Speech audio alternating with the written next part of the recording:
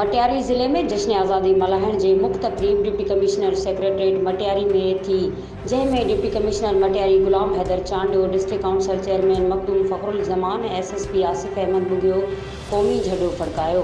तक़रीब में additional deputy commissioner two Ishtiaq Ahmed Mangi, district health officer doctor Yar Mohammad Koso, deputy director information Mohammad Sabir Kaka, divisional forest officer Abid Hussain Rind, district education officer Ghulam Sarwar Mala, additional director agriculture Rafiq राहो, DD social welfare रफ़ीक Jamali, Mukhtiar car Matiari, गुलाम मुस्तफ़ा शहर ऐं ॿियनि ऑफिसरनि शिरकत कई। तक़रीब में शागिर्दनि नात शरीफ़, क़ौमी गीत ऐं तक़रीरूं कंदे पाकिस्तान जी आज़ादी जी जिदोजहद में क़ुर्बानियूं ॾींदड़ अज़ीम अॻवाननि खे ज़बरदस्त भेटा पेश कई।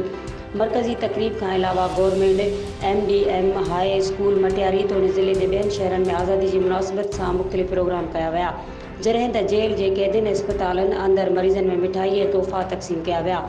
आज़ादी जे ॾियारे ते ॿेले खाते जी सहकार सां DC ऑफिस जे अङण में ॿूटा पिणु पोखिया विया। मज़ीद खबरों और तफसीलात के लिए विजिट करें हमारी वेबसाइट www.awamiNewsHD.com।